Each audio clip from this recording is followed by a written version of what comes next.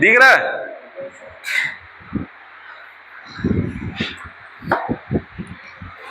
No comments नहीं बोलेंगे, नहीं तो बेचारे बुरा मान जाओगे आप।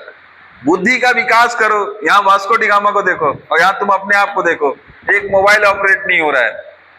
चलिए देखिए, कल हम जो पढ़ रहे थे, कल लास्ट कहां पे खत्म किए थे? कल हम खत्म किए थे कि किस तरीके से फंडामेंटल कंसेप्ट को समझे थे कि मौर्य साम्राज्य को हम मगध साम्राज्य को हम कैसे पढ़ेंगे। और मगध साम्राज्य में आज हम पढ़ने जा रहे हैं क्या? मौर्य वंश। तो हेडिंग डालेंगे बच्चों क्या? मौर्य वंश। मैं आपको पढ़ाने जा रहा हूं आज मौर्य वंश। बच्चों जो मौर्य वंश रहा है वो 322 बीसी से रहा है। कब तक? 185 बीसी तक। 322 बीसी से 185 बीसी तक रहा है। देखो ध्यान से सुनते चलना बच्चों। चले इधर ध्यान दीजिए। मौर्य वंश की शुरुआत कब हुई है? तो मौर्य वंश की शुरुआत हुई है बच्चों नंद वंश में। किसको? घनानंद को। कौन हराता है? घनानंद को चंद्रगुप्त मौर्य हरा देते हैं। चंद्रगुप्त मौर्य हरा देते हैं। हराकर कौन से वंश की स्थापना करता है? तो मौर्य वंश की स्थापना करता है। कौन से वंश की स्थापना करता है? मौर्य वंश की स्थापना। मौर्य वंश में बच्चों जो राजधानी होती है मौर्य वंश की, वो किसको बनाया जाता है? तो राजधानी जो होती है वो पाटलिपुत्र होती है। क्या होती है? पाटलिपुत्र होती है। और इसका जो टाइम पीरियड होता है वो 322 बीसी से लेके 185 बीसी तक रहता है। ठीक है, तकरीबन आपका 135 से 140 साल रहता है।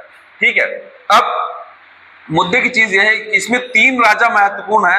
राजाओं में अगर आप बात करोगे तो 3 से 4 राजा महत्वपूर्ण है, जिसमें खुद है चंद्रगुप्त मौर्य, दूसरा है बिंदुसार, तीसरा है अशोक। ये 3 है और अशोक का एक बेटा, कुछ मामलों में दशरथ इंपॉर्टेंट रहेगा। तो ये 4 राजा को पढ़ेंगे हम लोग स्पेशली। किसको? चंद्रगुप्त मौर्य, बिंदुसार और अशोक और दशरथ।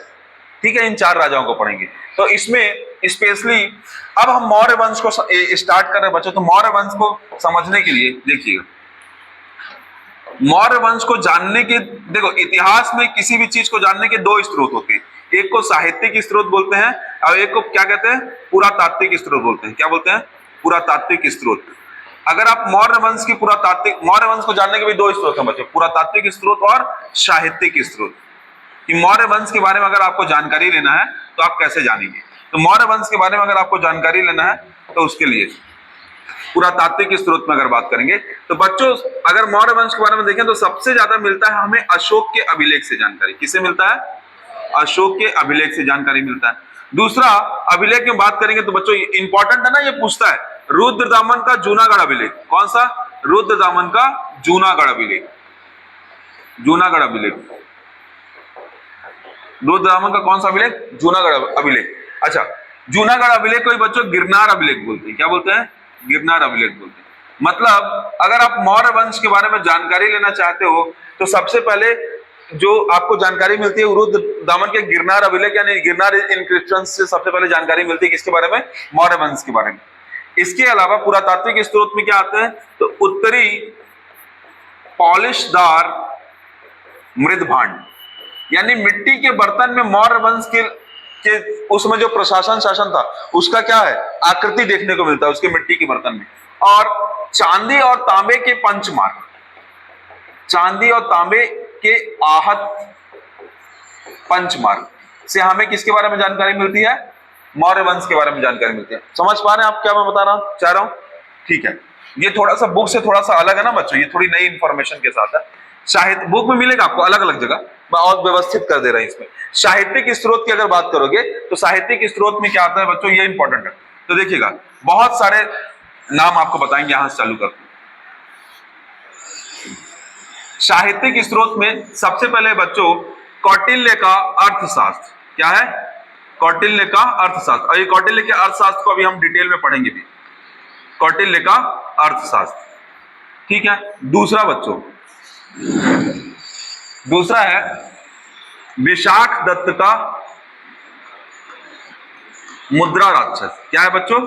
विशाख दत्त का मुद्रा राक्षस। बुक याद करते चलिएगा, विशाख दत्त का मुद्रा राक्षस। तीसरा है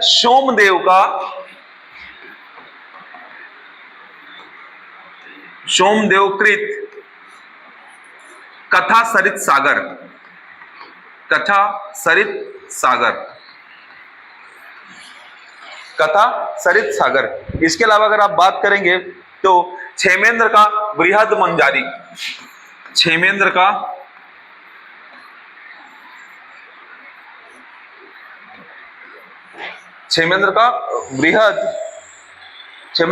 बृहद कथा मंजरी, बृहद कथा मंजरी।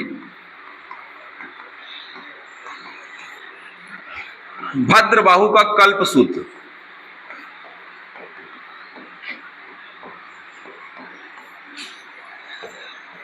हेमचंद का परिशिष्ट वर्तन,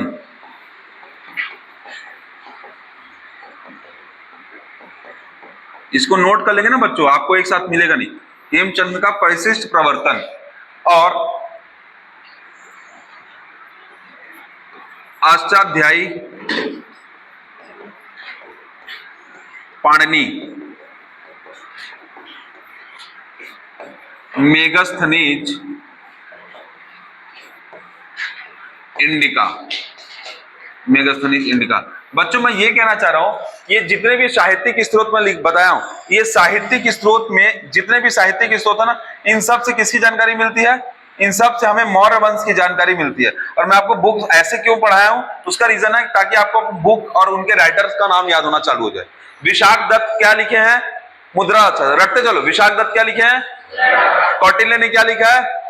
अर्थशास्त्र। कौटिल्य ने जो अर्थशास्त्र लिखा है बच्चों, वो राजनीतिक स्थिति पर आधारित है। किस पर आधारित है? राजनीति या राज्य की संकल्पना को लेकर बताया है। अगला कौन है? सोमदेवकृत कथा सरित सागर। क्या है? सोमदेवकृत कथा सरित सागर। उसके बाद क्या है? क्षेमेंद्र के द्वारा क्या लिखा गया है? बृहद कथा मंजरी लिखा गया। भद्रबाहु ने क्या लिखा है? कल्पसूत्र लिखा है। क्या लिखा है? कल्पसूत्र लिखा है। हेमचंद ने क्या लिखा है? परिशिष्ट प्रवर्तन लिखा है। क्या लिखा है? परिशिष्ट प्रवर्तन लिखा है। ठीक है, अष्टाध्यायी पाणिनि और मेगास्थनीज इंडिका। और एक चीज और है बच्चों, महाभाष्य, महाभाष्य पतंजलि। ठीक है, पतंजलि ने क्या लिखा है? महाभाष्य लिखा। अच्छा, ये जितने भी बुक्स है ना, इन सब से हमें किसकी जानकारी मिलती है? इन सब से हमें मौर्य वंश की जानकारी मिलती है। किसकी जानकारी मिलती है? मौर्य वंश की जानकारी मिलती है। तो पहली चीज यही है कि इतने सारे ऑब्जेक्टिव क्वेश्चन पूछ देगा। पहले तो ये पूछेगा कि मुद्रा अक्षर किसके द्वारा लिखा गया है, कथा सरित सागर किसके द्वारा लिखा गया है, बृहद मंजरी किसके द्वारा लिखा गया है, कल्पसूत्र किसके द्वारा लिखा गया, परिशिष्ट प्रवर्तन किसके द्वारा लिखा गया है ना, पाणिनि ने क्या लिखा है, अष्टाध्यायी लिखा, मेगास्थनीज ने क्या लिखा है, इंडिका लिखा है, पतंजलि ने क्या लिखा है, महाभाष्य लिखा है। ऐसा करके ठीक है, समझ पा रहे हैं? अब देखो पुरातात्विक स्रोत में क्या बात करेंगे, तो अशोक का अभिलेख, रुद्रदामन का जूनागढ़ अभिलेख, उत्तरी पॉलिशदार मृतभांड, चांदी और तांबे से आहत पंचमढ़। क्वेश्चन पूछता है बच्चों कि मौर्य वंश के बारे में सबसे पहले जानकारी कहां से मिलती है? मौर्य वंश के बारे में सबसे पहले जानकारी रुद्रदामन के जूनागढ़ अभिलेख से मिलती है। समझ गया क्या किससे मिलती है? रुद्रदामन के जूनागढ़ अभिलेख से मिलती है। अब बच्चों अगली लिख लिया, अगली हेडिंग समझिएगा। अब हम अगली हेडिंग बात करेंगे कौटिल्य के अर्थशास्त्र की। किसकी बात करेंगे? अभी चंद्रगुप्त तो स्टार्ट नहीं कर रहे हैं, स्टार्ट करेंगे। कौटिल्य के अर्थशास्त्र की बात करें बच्चों। कौटिल्य के अर्थशास्त्र को समझने से पहले हमें विष्णुगुप्त चाणक्य और विष्णुगुप्त कौटिल्य के बारे में जानकारी होना चाहिए। किसके बारे में? विष्णुगुप्त चाणक्य और विष्णुगुप्त कौटिल्य के बारे में। तो देखो पहली बात है, चाणक्य के बचपन का नाम क्या था? विष्णुगुप्त था। क्या नाम था? विष्णुगुप्त था। उन्होंने क्या रचना की? तो उन्होंने कौटिल्य का अर्थशास्त्र लिखा। क्या लिखा? कौटिल्य का अर्थशास्त्र लिखा। कौटिल्य के अर्थशास्त्र का क्या थीम था? तो कौटिल्य के अर्थशास्त्र जो था बच्चों, अर्थशास्त्र जो था वो राज्य की परिकल्पना पर आधारित था। किस पर आधारित था? राज्य की परिकल्पना पर आधारित। किस पर आधारित था बच्चों? राज्य की परिकल्पना पर आधारित था। अब बच्चों राज्य की परिकल्पना पर आधारित होने की वजह से इसने कितने सिद्धांत दिए? तो सप्तांग सिद्धांत दिया। सप्तांग राज्य सिद्धांत दिया, जिसको मैं आपको बताऊंगा अभी, लेकिन उसके पहले मूलभूत बातें और समझ लीजिए। अगर आप कौटिल्य के अर्थशास्त्र की बात करेंगे तो कौटिल्य के अर्थशास्त्र में 150 सॉरी, कौटिल्य के अर्थशास्त्र में 15 अधिकरण और 180 प्रकरण है। बस आप ये याद रखिएगा, 15 अधिकरण और 6000 श्लोक है। कितने श्लोक है? 15 अधिकरण और 6000 श्लोक है। किसके द्वारा? अर्थशास्त्र जो लिखा गया, कौटिल्य का अर्थशास्त्र, उसमें ऐसा चीज किया गया। अच्छा, चाणक्य को और क्या कहा जाता है? तो भारत का मेकियावेली कहते हैं। क्या कहते हैं इसे? भारत का मेकियावेली कहते हैं। चाणक्य पे जो जो क्वेश्चन बनेगा ना बच्चों, वो सब क्वेश्चन को एक साथ दिखा रहे हैं। और चाणक्य कौन है? चाणक्य है चंद्रगुप्त मौर्य के क्या? गुरु। याद रखिएगा बच्चों, घनानंद ने किसको? विष्णुगुप्त चाणक्य को अपने दरबार से क्या किया था? निष्कासित कर दिया था। जिसकी वजह से विष्णुगुप्त चाणक्य ने ये कसम खाया था कि मैं अपने सर की चोटी तब तक नहीं बांधूंगा जब तक कि नंद वंश का समाप्त नहीं कर देता हूं। तो इसने किसको ट्रेन किया? तो इन्होंने चंद्रगुप्त मौर्य को ट्रेन किया। चंद्रगुप्त मौर्य को ट्रेन किया और उसने क्या की? उसने मौर्य वंश की स्थापना करके क्या? नंद वंश को पूर्णतः समाप्त कर दिया। विष्णुगुप्त चाणक्य के बारे में एक बात और इंपॉर्टेंट है बच्चों। विष्णुगुप्त चाणक्य जो हैं, मैंने आपको बताया वो कहां से पढ़े थे? तक्षशिला में। समझिएगा, तक्षशिला में अध्ययन भी किया है और वहां पे अध्यापन कार्य भी किया है। अध्यापन का कार्य भी किया है।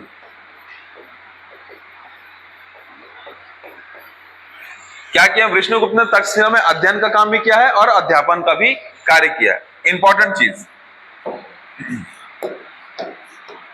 जो आपको सप्तांग सिद्धांत दिख रहा है ना बच्चों, सप्तांग सिद्धांत के बारे में मैं आपको बताऊं कि राज्य है वो मानव के शरीर की तरह है। कैसा है? मानव के शरीर की तरह है। इस तुलना को करके बताया है। जैसे मनुष्य के शरीर में जो सिर होता है, सिर क्या होता है? राज्य के हिसाब से वो राजा होगा। क्या होगा? राजा या स्वामी। समझ रहे हैं आप क्या कहना चाहे? मनुष्य के शरीर में अगर जो आंख है, क्रम से मैं बता रहा हूं, पहले क्या है? सिर है। सिर के बाद चलिए मस्तिष्क की बात कर लेते हैं। मस्तिष्क है, मस्तिष्क। तो राज्य की जो सेना होती है वो शरीर के किस तरीके से है? मस्तिष्क की तरह है। राज्य की जो आंख होती है, आंख, वो किस तरीके से? मंत्रिपरिषद की तरह है, अमात्य की तरह है। किस तरीके से है? अमात्य। अमात्य कौन है? समझ में आया ना? जो राजा के साथ बैठते हैं मंत्रिमंडल में, कैबिनेट मंत्री, मंत्रिपरिषद में या मंत्रिमंडल में। ठीक है। जो कान है, कान किससे संबंधित है बच्चों? देखिए, मानव शरीर में सिर किससे संबंधित है? राजा से। मस्तिष्क से संबंधित क्या है? सेना। आंख किससे संबंधित है? आंख है अमात्य से। और फिर उसके बाद आंख के बाद कान किससे संबंधित है? कान है जो है वो मित्र से संबंधित है। राजा के जो मित्र हैं वो क्या है? राजा के लिए कान की तरह काम करते हैं। ठीक है। फिर उसके बाद बाह, तो क्या है? जो दुर्ग ना, राजा ने जो राज्य बनाया है उस राज्य के चारों ओर किले बना दिए। तो किले क्या काम करते हैं? तो मनुष्य की बाह की तरह काम करते हैं। समझ पा रहे हैं आप लोग क्या कहना चाह रहा हूं मैं? ठीक है। इसके अलावा अगर आप देखोगे, जनपद हो जाता है तो ये मनुष्य के जंघे की तरह है और कोष जो आता है मनुष्य के मुख की तरह है। जो पैसा है, पैसा कोष, जो राजकोष बनाया गया है वो मनुष्य के मुख की तरह है। किसकी तरह है? मुख की तरह है। और जो जनपद है, जांग है, वो जनपद को रिप्रेजेंट करता है। ये सप्तांग सिद्धांत है। ये कौटिल्य का क्या है? सप्तांग सिद्धांत। चलिए, सिर किसकी तरह है? मस्तिष्क, आंख, कान, बांह, जांघ और मुख, कोश। एक राज्य में अलग अलग चीजें। राज्य में राजा क्या होगा? मानव शरीर का सिर है। राज्य में सेना क्या होगी? मानव शरीर की मस्तिष्क है। राज्य में अमात्य क्या है? तो मानव शरीर की आंख है। राज्य का राजकोष क्या है? मानव शरीर का मुख है। राज्य के में राजा के जो मित्र हैं वो क्या है? राज्य के कान है। ठीक है। दुर्ग है वो क्या है? वो मनुष्य का क्या है? बाह है। और जनपद है वो मनुष्य का क्या है? जांग है। इसे क्या कहा गया? सप्तांग सिद्धांत। क्या? इस पे क्वेश्चन पूछता है बच्चों। तो ये क्या हुआ? कौटिल्य के सप्तांग सिद्धांत। इतना क्लियर हुआ? आगे बढ़े, बताइए आगे बढ़े। अच्छा, चाणक्य के बारे में क्या पता चला? चाणक्य ने अपना अध्ययन अध्यापन का काम कहां से किया है? तक्षशिला से किया है। फिर चाणक्य और घनानंद के बीच क्या हो गया था? लड़ाई हो गई। तो चाणक्य ने किसको समाप्त करने का प्रण ले लिया था? घनानंद को और नंद वंश को। फिर उसने किसको ट्रेन किया? चंद्रगुप्त मौर्य को। चंद्रगुप्त मौर्य ने क्या किया? चंद्रगुप्त मौर्य ने मौर्य वंश की स्थापना की। ठीक है, चाणक्य को और क्या बोलते हैं? भरत का मैकियावेली बोलते हैं। चाणक्य ने क्या रचना की है? चाणक्य ने कौटिल्य का अर्थशास्त्र बनाया है, जिसमें आपको कितने अधिकरण दिख रहे हैं? 15 अधिकरण दिख रहे हैं। और कितने प्रकरण है? तो 180 प्रकरण है और 6000 श्लोक है। आप दो ही चीज याद रखिए, अधिकरण मतलब 15 अधिकरण, 15 अलग अलग चैप्टर्स होंगे। और कितने श्लोक है उसमें? 6000 श्लोक। समझ गए? ठीक है, आगे बढ़े। देखिए बच्चों, अब हमारे काम का जो व्यक्ति है वो होने वाला है चंद्रगुप्त मौर्य। तो हम हेडिंग डालते हैं चंद्रगुप्त मौर्य। क्या हेडिंग डाला बच्चों हमने? चंद्रगुप्त मौर्य। तो चंद्रगुप्त मौर्य के संबंध में सबसे पहले समझिएगा, चंद्रगुप्त मौर्य के संदर्भ में सबसे पहले आपको क्या पता होना चाहिए? सबसे पहले चंद्रगुप्त मौर्य को क्या क्या कहते थे? तो चंद्रगुप्त मौर्य को बच्चों सेंड्रोकेट्स कहा जाता था। क्या कहा जाता था? सेंड्रोकेट्स। और एंडोकेट्स कहा गया। अब ये कहां कहा गया? ये यूनानी लोग थे, इसलिए चंद्रगुप्त मौर्य को सेंडोकेट्स और एंडोक्रेट्स कहते हैं। क्या कहते हैं? सेंडोकेट्स और एंडोक्रेट्स कहते हैं। किसको? चंद्रगुप्त मौर्य को। अच्छा, चंद्रगुप्त मौर्य के संदर्भ में दूसरी बात यह है बच्चों कि चंद्रगुप्त मौर्य को अलग अलग साहित्य ने अलग अलग चीज कहा है। चंद्रगुप्त मौर्य को क्या क्या कहा गया है? चंद्रगुप्त मौर्य को समझिएगा, ब्राह्मण साहित्य ने बच्चों, किसने? ब्राह्मण साहित्य ने क्या कहा है? चंद्रगुप्त मौर्य को शूद्र कहा है। क्या कहा है? शूद्र कहा है। वहीं पे जैन साहित्य और बौद्ध साहित्य ने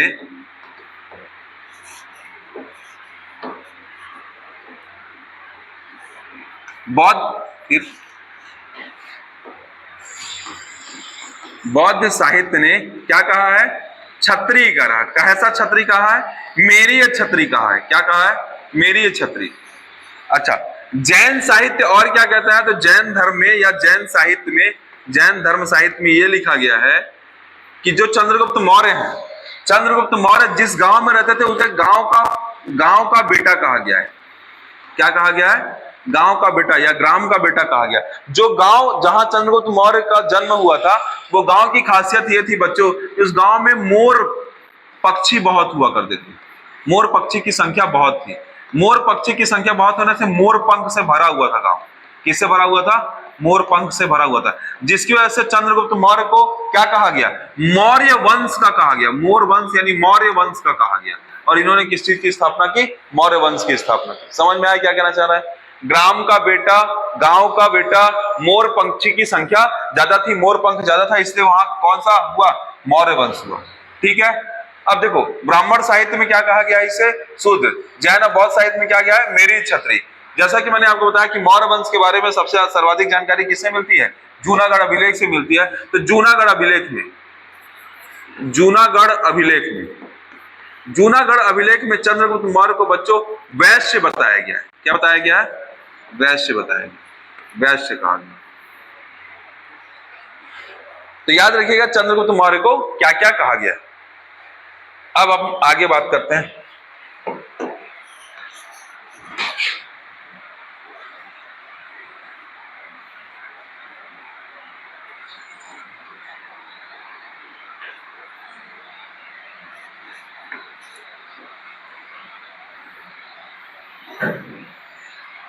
बच्चों, जैसा कि आपको पता है कि चंद्रगुप्त मौर्य शासन कहां पे कर रहे हैं? यहां पे, मगध में, यहां। अब क्या होता है, जब चंद्रगुप्त मौर्य के समकालीन कौन था? चंद्रगुप्त मौर्य के समकालीन था सेल्यूकस निकेटर। सेल्यूकस निकेटर कौन है बच्चों? सेल्यूकस निकेटर किसका सेनापति है? सिकंदर का। सेल्यूकस निकेटर जो है बच्चों, वो स्पेशली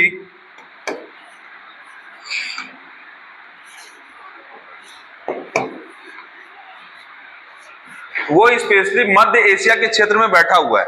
और वो ये कोशिश कर रहा है कि वो इस क्षेत्र को जीत ले। किससे? चंद्रगुप्त मौर्य, मतलब वो इस क्षेत्रीय राजाओं को हरा करके जीत ले। लेकिन चंद्रगुप्त मौर्य भी क्या चाहता है? चंद्रगुप्त मौर्य भी इधर अटैक कर रहा है। तो क्या होता है बच्चों, चंद्रगुप्त मौर्य और सेल्यूकस निकेटर के बीच लगातार होते हैं युद्ध। और 3 बार युद्ध होता है। कितने बार युद्ध होता है? 3 युद्ध होते हैं। और 3 युद्ध में होता परिणाम यह निकलता है कि अविजित रहते हैं, कोई भी व्यक्ति जीतता नहीं है, अविजित होते हैं। अंत में वो क्या निर्णय लेते हैं, वो दोनों आपस में मैत्री संबंध स्थापित कर लेते हैं। क्या स्थापित कर लेते हैं? मैत्री संबंध स्थापित कर लेते हैं। और क्या करता है, सेल्यूकस निकेटर जो रहता है वो अपनी पुत्री का विवाह, किसका? पुत्री का विवाह, पुत्री का नाम क्या है? राजकुमारी हेलेना। हेलेना का विवाह किससे कर देता है? चंद्रगुप्त मौर्य से कर देता है। और चंद्रगुप्त मौर्य से कर देता है तो इनके बीच का जो विवाद है वो पूरी तरीके से समाप्त हो जाता है। इस दौरान सेल्यूकस निकेटर जो है बच्चों, सेल्यूकस निकेटर जो है कुछ प्रांत किसको दे देता है? चंद्रगुप्त को दे देता है। कौन कौन सा? तो देखो, एक है पेशावर, एक है काबुल, एक है कांधार, एक है बलूचिस्तान, एक है मकरान। ये ऐसे क्षेत्र हैं बच्चों, ऐसे क्षेत्र हैं जो किसके अधीन हो चुके रहते हैं? सेल्यूकस निकेटर लगातार वॉर करता रहता है, कुछ हिस्सों को जीत लेता है। अंत में जब विवाह करता अपनी पुत्री का तो ये पूरे क्षेत्र को किसको दे देता है? चंद्रगुप्त मौर्य को दे देता है। कौन? Seleucus Nicator. ठीक है। अब लेकिन बच्चों होता ये है कि इस दौरान बदले में चंद्रगुप्त मौर्य भी तो कुछ देता होगा, तो चंद्रगुप्त बदले में 500 हाथी प्रदान करता है। कितने? 500 हाथी किसको देता है?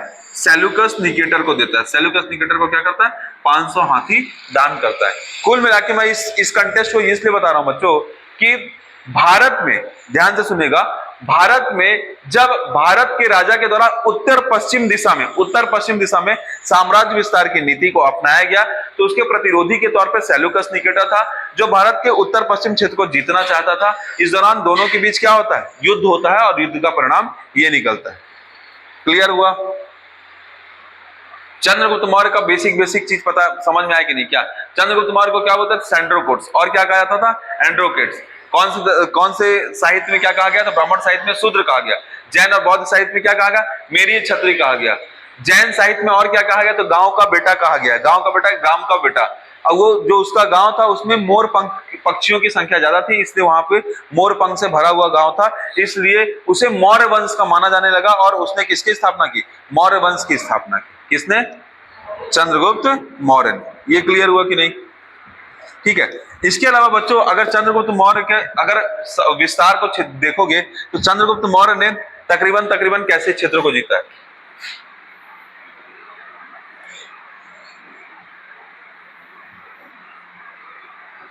इतने पूरे क्षेत्र में चंद्रगुप्त मौर्य अपना कब्जा बना के रखे, यानी महाराष्ट्र, बंगाल, बिहार, उड़ीसा, ठीक है, इसके अलावा इधर गुजरात, राजस्थान से होते हुए ऊपर और उधर से उसको संविधान में मिल गया है। तो कुल मिला के अगर देखा जाए तो ऐसा कह सकते हैं क्या, इतना क्षेत्र तो जीत के रखा है। कौन? चंद्रगुप्त मौर्य। समझ गया? चंद्रगुप्त मौर्य का साम्राज्य विस्तार कहां है? तो चंद्रगुप्त मौर्य का साम्राज्य विस्तार बिहार, बंगाल, उड़ीसा, उत्तर पश्चिम का क्षेत्र और अफगानिस्तान का क्षेत्र, इसके अलावा महाराष्ट्र, गुजरात, मालवा क्षेत्र। ठीक है, क्लियर हुआ? चंद्रगुप्त मौर्य का कहां है पूरा साम्राज्य विस्तार? इतना था। यानी आपको यह समझ में आया कि सबसे ज्यादा साम्राज्य विस्तार का काम किसने किया? चंद्रगुप्त मौर्य ने किया। यानी पहला वास्तविक अगर राजा मानेंगे हिंदी इतिहास का तो कौन है? वो राजा चंद्रगुप्त मौर्य है। इसलिए मौर्य को मौर्य वंश नहीं कहते हैं, मौर्य को मौर्य साम्राज्य कहा जाता है, क्योंकि उसने वंश की अवधारणा को तोड़ करके राज्य की कल्पना को लेके आया। किसने? चाणक्य राज्य की कल्पना को लेके आए और चाणक्य के कहने पर उसने अपने साम्राज्य का विस्तार बहुत बड़े स्तर पर कर दिया। किसने? चंद्रगुप्त मौर्य ने। ठीक है बच्चों, आपको पता है कि चंद्रगुप्त मौर्य जो था वो जैन धर्म का अनुयायी था। किसका धर्म का अनुयायी था? जैन धर्म का अनुयायी था। और उसने अपने शासनकाल में पहली जैन संगीति, ध्यान से सुनो, पहली जैन संगीति का आयोजन कराने का काम किसने किया है? चंद्रगुप्त मौर्य ने किया है। अच्छा, पहली जैन संगीति कब हुई थी? बताइए जैन संगीति कब हुई थी? 583, 483। तो बौद्ध संगीति कब हुई? बौद्ध संगीति 483।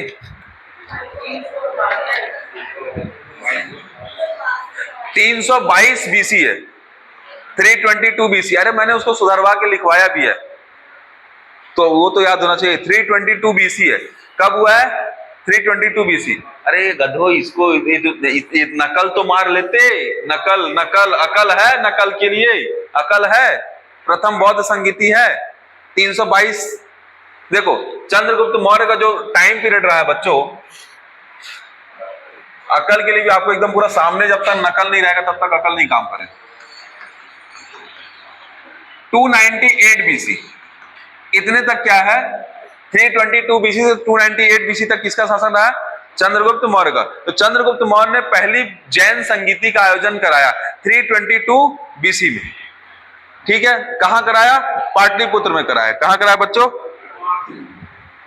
अच्छा, बस प्रॉब्लम ये हो गई कि जब चंद्रगुप्त मौर्य का शासनकाल था तो चंद्रगुप्त मौर्य के शासनकाल के अंतिम 12 वर्षों में अकाल पड़ गया। तो जितना चंद्रगुप्त मौर्य अपने साम्राज्य का विस्तार कर सकता था उतना साम्राज्य का विस्तार कर नहीं पाया। ठीक है, चंद्रगुप्त मौर्य का जो पुत्र था बच्चों, उस पुत्र का नाम था बिंदुसार। क्या था? वो अपना राजपाट किसको दे देता है? बिंदुसार को दे देता है। किसको दे देता है?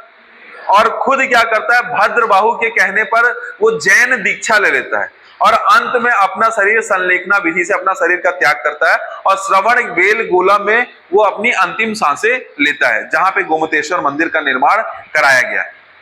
समझ आया? चंद्रगुप्त मौर्य का इतिहास पूरा समझ गया कि नहीं समझ गया? चंद्रगुप्त मौर्य की शुरुआत कब हुई है? तो 322 BC से 298 BC। इसे क्या क्या कहते हैं? तो इसे सेंड्रोकोट्स और एंडोकोट्स कहा जाता था, यूनानियों के द्वारा कहा गया। ब्राह्मण साहित्य इसे शूद्र कहता है, जैन बौद्ध साहित्य इसे मेरी क्षत्रिय कहता है, जैन साहित्य में इसे गांव का बेटा कहा गया है। अच्छा, इसको लेके थोड़ा सा स्टोरी में बता देता हूँ। होता यह है बच्चों कि घनानंद जब चाणक्य को राज्य से निष्कासित कर देते हैं तो चाणक्य क्या करता है? चाणक्य रास्ते में जाते रहता है, एक बच्चे को खेलते हुए देखता है और उसको खेलते हुए देखता है तो उसका बॉडी जो लैंग्वेज रहता है, उसका हाव भाव जो रहता है वो अलग सा दिखता है।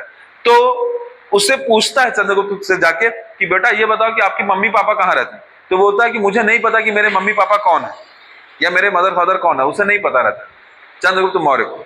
तो इस पे क्या बोलता है चाणक्य? बोलता नहीं, तुम ना इस गांव के बेटे हो, इस पूरे गांव के तुम बेटे हो और ये गांव ही तुम्हारा क्या है? माता पिता है। ऐसा किसको बोलता है? चाणक्य किसको बोलता है? चंद्रगुप्त मौर्य को। और चंद्रगुप्त मौर्य को अपने पास रख लेता है, उसको ट्रेनिंग देता है। और ट्रेनिंग कैसे देता है? जो वो कौटिल्य के अर्थशास्त्र में जो जो परिकल्पना करता है और एक राजा को किस तरीके से होना चाहिए, हर एक बात को किसको सिखाता है? चंद्रगुप्त मौर्य को सिखाता है। और चंद्रगुप्त मौर्य को वो उस तरीके से सिखा के उसको 4-5 सालों में तैयार करता है और किसके अगेंस्ट लड़ाता है?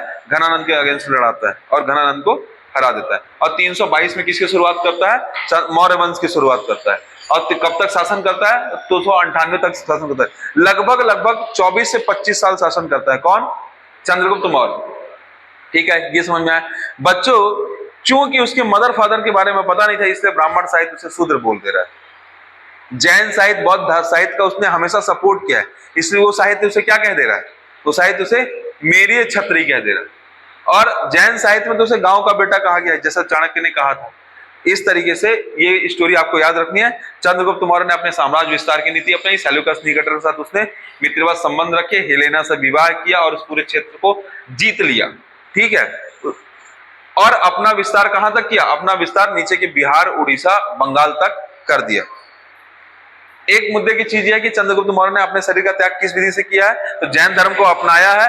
भद्रबाहु के कहने पर उसने दिगंबर शाखा को अपनाया है, संलेखना विधि से अपना शरीर त्यागा है और शरीर कहां त्यागा है? श्रवण बेल गोला में त्यागा है। ठीक है, इतना आप याद रखेंगे। तो ये चंद्रगुप्त मौर्य की कहानी हो गई। इसके पहले किसकी कहानी थी? विष्णुगुप्त चाणक्य की कहानी थी, जिन्होंने सप्तांग सिद्धांत दिया था। इसके पहले किसकी कहानी थी? इसके पहले मौर्य वंश जो था, मौर्य वंश की शुरुआत कैसे हुई और मौर्य वंश के बारे में पुरातात्विक साक्ष्य कौन सा है, साहित्यिक साक्ष्य कौन सा है, ये है। एक बार बच्चों आप अपनी किताब पढ़ेंगे तो किताब में आपको समझ में आएगा कि उसमें मेंस के क्वेश्चंस दिए गए, एनालिटिकल क्वेश्चंस दिए गए। तो उस क्वेश्चंस को आप लोग पढ़िएगा। ठीक है, क्वेश्चन को आप लोग पढ़िएगा। ठीक है।